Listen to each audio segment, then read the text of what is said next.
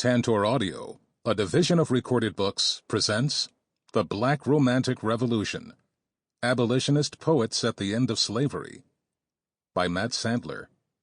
Narrated by Bill Andrew Quinn. Introduction. The Fugitive Romance. In early 1861, the abolitionist lecturer, organizer, and poet Frances Ellen Watkins Harper took an interest in the case of Sarah Lucy Bagby, who had escaped from slavery in western Virginia to Cleveland, Ohio. Bagby's arrest under the fugitive slave law attracted significant attention. 4 southern states had already seceded, and it was widely considered a test of northern allegiance to the Compromise of 1850, which had provisionally settled conflict about the reach of slavery in the West. Harper had married the previous fall, taking her husband's poetic surname, and she intended to settle in Ohio, which by then had been traversed by fugitives from the Southwest for decades. As she had since the start of her career as an abolitionist a decade and a half earlier, Harper responded to the news about Bagby's case with a poem entitled "To the Union Savers of Cleveland," an appeal from one of the fugitives' own race. Announcing herself as a black woman, she addressed the white Ohioans who hoped to avoid the outbreak of sectional conflict by sending Bagby back to slavery. She took their politically expedient moral weakness as the occasion for a prophecy. Men of Cleveland, had a vulture sought a timid dove for prey, would you not, with human pity, drive the gory bird away? Have you seen a feeble lambkin shrinking from a wolf so bold? Would ye not to shield the trembler in your arms have made its fold? But when she, a hunted sister, stretched her hands that ye might save, colder far than Zimla's regions was the answer that ye gave. On the Union's bloody altar was your hapless victim laid. Mercy, truth, and justice shuddered, but your hands would give no aid. And ye sent her back to the torture, robbed of freedom and of fright. Thrust the wretched, captive stranger back to slavery's gloomy night, back where brutal men may trample on her honor and her fame, and unto her lips so dusky press the cup of woe and shame. There is blood upon our city, dark and dismal is the stain, and your hands would fail to cleanse it, though Lake Erie ye should drain. There's a curse upon your Union, fearful sounds are in the air, as if thunderbolts were forging, answer to the bondman's prayer. Ye may bind your trembling victims like the heathen priests of old, and may barter manly honor for the Union and for gold. But ye cannot stay the whirlwind when the storm begins to break, and our God doth rise in judgment for the poor and needy's sake. And your guilty, sin-cursed Union shall be shaken to its base, till ye learn that simple justice is the right of every race. To the Union Savers of Cleveland was broadcast throughout the abolitionist press. First published in the Ohio-based abolition newspaper, the Anti-Slavery Bugle, on February 23, 1861, it was then reprinted in William Lloyd Garrison's Liberator on March 8. Bagby's fame came to include the fact that she was the last person in the United States returned to bondage under the fugitive slave law. She was finally freed from slavery a few months later, when Union forces took West Virginia in the summer. Harper's poem is what one of her contemporaries, James Monroe Whitfield, called a song of fiercest passion. It orchestrates love, rage, and sadness at once. It begins with a depth of feeling for its subject so intense as to seem inhuman. Bagby is a timid dove and feeble lambkin, her captor a gory bird and a wolf. With these simply fabled figures, Harper implicates her northern white contemporaries in the systemic, national, and epical crime of slavery, now overdue for a reprisal. The poem's combination of deep feeling and prophetic vision is characteristic of Romanticism, the movement in art and thought which coalesced in Europe at the end of the 18th century and ultimately spread throughout the colonized world. This book suggests that, in the middle decades of the 19th century, an independent and distinct form of Romanticism took shape among the black writers of the U.S. abolition movement and radical Reconstruction. Harper and her contemporaries borrowed and transformed the techniques and theories of Romanticism in an effort to bring about the end of slavery and the self-conscious regeneration of black community. They understood the Civil War era as a belated iteration of Romantic Revolution and imagined their liberation as a part of an ongoing total cultural and political transformation. Harper's poem is an example of black romanticism in its most acutely engaged form, framing the day's events in terms of vast historical and geopolitical struggle. Notice the way that she warns her audience of the coming storm. The figure of the whirlwind recalls Ezekiel's vision of the destruction of Jerusalem in the Old Testament, a story retold in the African-American spiritual song Ezekiel and the Wheel. Romantic aesthetics often mixed sacred and secular in this way. It was conventional to associate revolution and God's judgment. Reports of her reading suggest Harper had likely read in Jules Michelet's History of the French Revolution, 1847. Believe hope, right, though postponed, shall have its advent. It will come to sit in judgment on the dogma and on the world, and that day of judgment will be called the Revolution. In returning to and taking seriously black romantic prophecies like Harper's, this book dwells on the question of revolution in 19th century America. Was the Civil War really the whirlwind Harper forecast, or was it merely a squall line in a longer struggle? Did the war really purge the curse she perceived on the Union, or is the nation's base still quaking? Are the thunderbolts crashing in response to the bondman's prayer instances of divinely ordained progress, or some more cyclical or less shapely model of history? In the 1790s, the British romantic radical William Blake had insisted that prophecy does not predict the future, but instead speaks the spiritual truth of a moment in time. The voice of honest indignation is the voice of God. In its juxtaposition of ordinariness and apocalyptic vision, Harper's demand for simple justice resists paraphrase, assimilation, even reparation. The seemingly absolute present of her poem should draw 21st century American readers into perilous self-doubt. She and her contemporaries did not seek the meager citizenship rights they were ultimately afforded. Their visions of freedom remain unfulfilled today. Harper was born free in Baltimore, Maryland, and took the cause of the enslaved as her calling for the first half of her life. The subtitle of To the Union Savers of Cleveland makes a gesture of racial solidarity across the legal division of freedom and slavery. It is an appeal from one of the fugitives' own race. Taking racial identification as her starting point, Harper recounts the economic and gendered consequences of slavery, noting how even white Northerners, by their submission to Southern planters, barter manly honor for the Union and for gold. In the expansiveness of the poem's vision, as it takes into its sweep slavery, capitalism, and sexual violence, Harper made an important early contribution to the political culture of black women's sisterhood and what came to be known as black feminism. Harper articulates the threat of rape in metaphorical but unmistakable terms, carefully disclosing the torture where brutal men may trample on Bagby's honor and her fame. This formulation does not so much dissemble about rape as totalize and intensify its systemic implications. Later in 1861, Harriet Jacobs's Incidents in the Life of a Slave Girl explored the psychosexual suffering of black women in slavery at greater length and in more meticulous detail. In its condensed prophetic vision, Harper's poem imagines the consequences of slavery's sexual violence beyond the limits of the individual to national, historical, and cosmological dimensions. The failure to defend Bagby indicts the entire project of American democracy, and Harper leaves it to her audience to imagine a form of freedom from such violence. Black romantic writers often re-articulated in negative terms what Euro-American romantic thinkers thought of as the spirit of the age. They saw themselves participating in the ongoing realization of a universal freedom as yet unrealized. The spirit of the age was widely understood to find expression in the work of poets, and poetry became, in the Romantic period, an object of intense ideological dispute and speculation.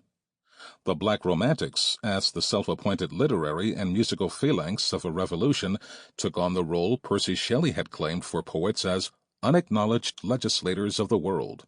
They wrote, spoke, and sang inspiring judgment on the crime of slavery, the apocalypse of its end, and the passions of black life both within and beyond its clutches. That their freedom is as yet unattained is not so much a consequence of the failures of black romanticism as it is of efforts to suppress it. To return to work like Harper's cannot restore its possibility entire, but its vantages, ambitions, and techniques may still prove useful against the surviving forces it first took on. What fugitives and their friends have to tell. In an extraordinary act of historical revision, W.E.B. Du Bois's Black Reconstruction, 1935, returned to the middle decades of the 19th century and discovered there what had been willfully forgotten: the revolutionary dreams of Harper and her contemporaries, as well as their shattering. Du Bois finds evidence of revolutionary ideals among both literate Northern black intellectuals and what he calls the black proletariat, or the mass of slaves. He cites Frederick Douglass describing the Emancipation Proclamation. The revolution is tremendous. He also finds the same idea animating black enlistment. "We have come to set you free," cried the black cavalrymen who rode at the head of the Union Army as it entered Richmond in 1864. Here indeed was revolution. These declarations were unified, but not at all necessarily equivalent. Each instantiation of revolutionary vision from the abolition movement to the Civil War and onward to Reconstruction had its defining difference. The meaning of the key terms revolution and freedom was necessarily multiple and contested. In theorizing this problem, Du Bois points to distinction between two theories of the future of America that came into focus in the aftermath of the war. The first of these he associated with capitalism, industrialism, and what he calls the American assumption of compensated democracy, which conceived citizenship as defined by white men's ability to work for wealth. Du Bois found this limited and ultimately false vision of citizenship underpinning the post-war reconciliation of Northern industrialists and Southern landowners. In opposition to this ideological boondoggle, Du Bois found what he called abolition democracy, which was forged in the long fight against slavery and which approached 19th century political theory and political economy from self-consciously universal and idealist perspectives. Abolition democracy imagined that freedom, which had been limited in scope to white men, could be expanded to include black people, women, and more. The narrative of black Reconstruction follows the fate of this second vision, its provisional political victories and later defeats, as well as its lasting contributions, especially in the system of public education. The culture of abolition democracy does not much occupy the focus of Du Bois's attentions, however. Black Reconstruction is primarily a work of political and economic history. Its achievement lies in its account of how the black proletariat transformed themselves into historical actors, how enslaved people left plantations, joined the Union Army, and advocated for their own emancipation. Indeed, entered history, conceived in political and economic terms, for the first time. In the 19th century, culture was supposed to take place outside of, but adjacent to, politics and economics. It expressed grievances, hopes, and possibilities unaccounted for, but sometimes produced by political economy. The dominant theoretical framework for understanding culture was Romanticism. In 1830, Victor Hugo proposed a formula for the contiguity of culture and politics by declaring that Romanticism was liberalism in literature. This straightforward equivalence conceals the contested significance of liberalism and the ambivalent politics of Romanticism. Romantics across the Atlantic world were as likely to be reactionaries as radicals. Even for the radicals, the terms of Hugo's equation were more oppositional than he suggests. Later, Romantic aesthetics especially tallied the psychological, spiritual, and embodied consequences of legal, political, and economic liberalism. Romanticism was a European-originating, cosmopolitan ideology which sometimes emphasized the local, indigenous, and rooted, so diasporic black artists and intellectuals had to make significant revisions to its basic components. Moreover, Romanticism was hardly confined to literature, in Europe or elsewhere. Black thinkers of the 19th century understood that to include the illiterate masses, their literature must include oral performance and song. Following all these qualifications, this book departs from Hugo's prescription and takes as its starting point that Black Romanticism is abolition democracy in literature. Harper and her contemporaries took special interest in the figure of the fugitive. Narratives of escape from slavery appealed to liberal antebellum audiences. The fugitive represented the will to freedom. His or her impulse to escape was taken not only as proof against Southern claims about the paternalistic comforts of plantation life, but also as an indication of Black humanism. The fugitive embodied the contradictions that interested Romantic liberals. A troubled consciousness, burdened with sublime feeling, at once representative of a people and alienated from them, a special individual case of the universal appeal of freedom, exceptional in his or her will to independence. White artists and intellectuals began to take notice of the dramatic potential of the escape from slavery in the 1830s.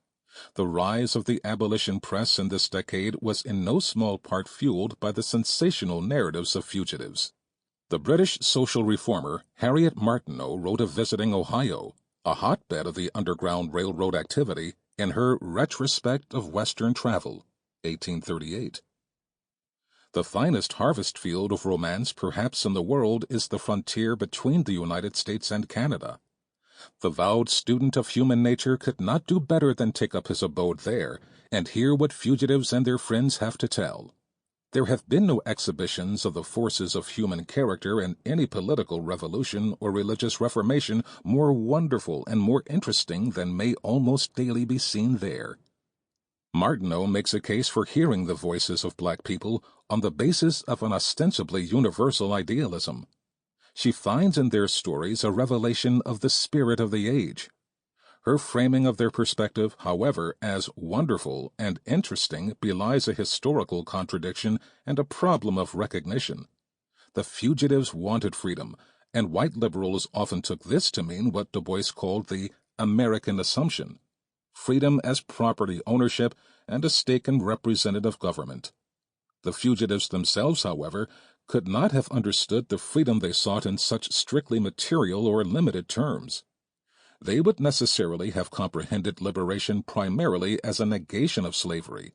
Its positive form would have had to remain to some degree unknown and imaginary. Martineau's encouragement to hear what fugitives and their friends have to tell leaves room for this prospect, for Black people's conception of freedom as distinct from actually existing liberalism. Although white activists saw abolition and liberalism as continuous, the Black Romantics tended to wonder about the relation between the two political and philosophical modes. They took an urgent interest in defining freedom, but many of them were born into the impoverished freedoms of the antebellum North, and so their relation to the idea was as ambivalent, improvised, and suspicious as it was idealizing and future-oriented. In listening for these discrepancies, Martineau echoes an earlier, more trenchant argument by the radical Black abolitionist David Walker, who, in his 1829 appeal to the colored citizens of the world, called for racism to be refuted by Blacks themselves. Walker's principal target was Thomas Jefferson, who had claimed in Notes on the State of Virginia, 1785, that Black people lacked the faculty of imagination and thus the capacity for abstract thought necessary for citizenship. In the 1830s and 40s, the American abolition movement and Black community newspapers across the country sought to answer Walker's call and to demonstrate, through print culture, Black thought as a counter to racisms like Jefferson's. Poetry and print lyrics played a crucial role in this strategy, serving as texts of both public performance and readerly contemplation, and thus connecting the literate and illiterate audiences coming together in protest against slavery. In an 1841 essay, the white abolitionist Nathaniel Peabody Rogers complained about the prosaic limitations of abolition discourse. Anti-slavery is young and rude, and as yet unfertile in bards. The case will breed poets, though, by and by. Meantime, we must be patient. Rogers, like Martineau, sensed historical change in the air. His genealogical metaphor strikes a more embodied note than her more abstracted romance. The fugitive's romance was constitutively interrupted. Women like Bagby escaped from slavery to avoid sexual exploitation, while fugitives of both genders often left families and lovers behind. With historically unprecedented brutality, slavery determined the centuries-old predicament of romantic love and lyric poetry, the absence of the beloved. So the romance of the fugitives was defined by negation, both the negation of slavery itself, but also of the bonds of love.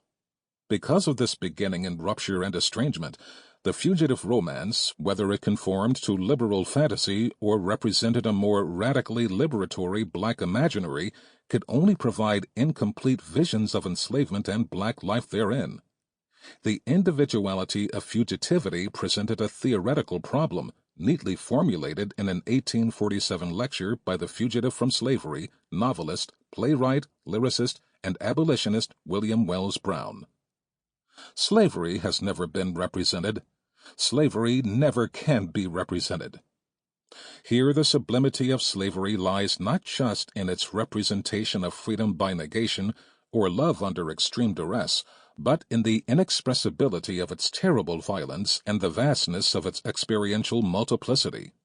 The project of abolition as a media strategy thus began from an opposition, posed most trenchantly by Walker and Brown, but felt by white collaborators like Martineau and Rogers. The need for black self-representation and the impossibility of representing slavery. Into this breach, the black romantics cast their projective vision. The medium of the conspiracy. In To the Union Savers of Cleveland, Harper makes Sarah Lucy Bagby an ephemeral object of sympathy for white liberals, and at the same time warns them of the epical consequences of failing to protect her. As it traveled through the abolition press, the poem spoke past these small-minded Clevelanders to audiences struggling with race, class, legal status, literacy, and political orientation. Poetry and song helped to cement the ties and illuminate the conflicts of interracial abolitionist friendship. It also played an important role in black community building and affirmative racial identification across the divide of freedom and slavery. Black romantic lyrics appeared in a variety of print and performance contexts. They were read in scenes of individual contemplation and more collective forms of study. They were sung in formal and informal settings. The market circulation of black romantic lyrics was extraordinarily various. James Monroe Whitfield sold his book out of his barber shop. Harper hers on speaking tours of the South during Reconstruction, and Albery Allson Whitman brought his along while preaching in African Methodist Episcopal churches. Their lyrics were printed as broadsides in abolitionist and black newspapers and quoted in works of fiction, as well as, crucially, the autobiographical narratives of fugitives from slavery. Like their white contemporaries in the abolition movement, the black romantics approached the antebellum media environment with strategic sophistication. In representing specifically black voices, experiences, and practices, they also relied on older modes of African diasporic, anti-slavery, and anti-colonial organizing. In his classic history, The Black Jacobins, 1938, C.L.R. James describes the role of ritual in bringing together the participants in the Haitian Revolution, claiming, "Voodoo was the medium of the conspiracy." By this formulation, James suggests that African diasporic religious practice, both as a means of communication and an incitement to faith, drew people to the movement. Voodoo provided physical rituals invested with belief in liberated futures. It also provided modes for interpreting historical events with prophetic and cosmological significance. James focuses in particular to the Bois Caiman ceremony of 1791, conducted by Daddy Boukman, so named for his literacy as in Bookman, which sealed the collaboration of a disparate group of enslaved people, maroons, fugitives, and gens du couleur libre. This ceremony reportedly involved an oath, which one of the earliest sources, Gerard Dumel's Voyage dans le Nord d'Haïti, 1824, represented in verse. God who makes the sun that lights us from above, who raises up the seas, who makes the storm rage, God is there. Do you hear? Hidden in a cloud, and there he watches us. He sees everything the whites are doing. The God of the whites orders crime, and wants nothing good for us. But the God there who is so good orders our vengeance. He will guide our arms. He gives us assistance. Throw down the portrait of the God of the whites, who is thirsty for our tears. Listen to liberty. It speaks in all our hearts. The storm Harper saw approaching Ohio in 1861 was apparently not the first storm to figure God's vengeance on slave owners in the New World. Reports of the Bois Caiman ceremony are conflicting and riddled with apocrypha, and the origins of its syncretic components impossibly various. What matters here is that lyrics would go on to play similar roles in the U.S. abolition movement, which had its own uneven network of social groups to organize, religious authorities to parse, and militancies to direct. This book thus assumes that, in the secularizing and revolutionary culture of the antebellum United States, the lyric acted as the medium of the conspiracy. The best single example of a black romantic lyric functioning in this way is Joshua McCarter Simpson's Away to Canada, which ripped across the middle decades of the 19th century like a tornado. Simpson was born free in Ohio sometime in the early 1820s and lived through his teens as an indentured laborer before pursuing his education at Oberlin College. Sometime in the 1840s, he began composing songs set to popular minstrel tunes, which in 1852 he collected in a volume ironically entitled Original Anti-Slavery Songs.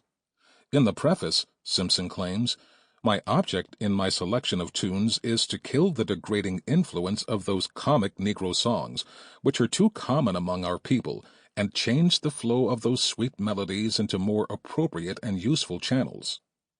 This statement of intention hardly captures the razor's edge irony of Simpson's project. Away to Canada was by far his most popular work, not least because he sets the tale of a fugitive from slavery in the lyric rhythm of Stephen Foster's enormously popular ballad, O Susanna, 1848. As an act of 19th century remixing, Simpson's song plays on period media dynamics between print lyric, memorization, and performance, but it also renovates dominant sentimental notions of fugitivity with deft ideological ingenuity. Like Harper's poem, after its initial publication in Ohio, Away to Canada was reprinted in the December 10, 1852 issue of William Lloyd Garrison's Liberator as a fair specimen of the volume's contents. The poem then began to appear without credit to Simpson in a variety of contexts across the Atlantic. It was printed as a broadside under several different titles, like Song of the Free or Song of a Fugitive Slave. It was collected in an anthology entitled Poems, original and selected by James Watkins, a fugitive slave, published in London in 1859 as Slaves Escaped to Canada. A number of important works of abolitionist prose quoted the poem through this same period. It appears in the portions of Martin Delaney's novel Blake or the Huts of America, serialized in the Anglo-African magazine from late 1861 to 1862, where it is sung by a group of fugitives as they pass through northern Indiana. A year later, Harriet Beecher Stowe quoted Sojourner Truth singing portions of Away to Canada in an April 1863 profile in The Atlantic entitled The Libyan Sibyl. After the war, the poem continued to circulate in print memorials of the abolition struggle. In Sarah H. Bradford, Scenes in the Life of Harriet Tubman, 1869, a group of fugitives from Maryland to Canada on Tubman's 7th or 8th trip sing the tune on the way past Niagara Falls. Simpson republished the lyric in his volume, The Emancipation Car, 1874, where he makes clear his work's origin in the urgently improvised and convivial social contexts of the Underground Railroad. Away to Canada traveled so widely because it stuck in people's heads, and its stickiness has everything to do with its play on Foster's original minstrel song, which also centered on the perspective of a black male singer's address to a lost and distant beloved. Blackface minstrel music often focused, in demeaning and absurd ways, on black love. Foster's song is paradigmatic of this tendency, especially in naturalizing black people's flight and avoiding slavery as a historical fact. Simpson's revision is to make slavery's systemic function a key element in the romantic narrative. The original subtitle of Away to Canada cites The Case of Mrs. S. Sample complete. Ready to continue?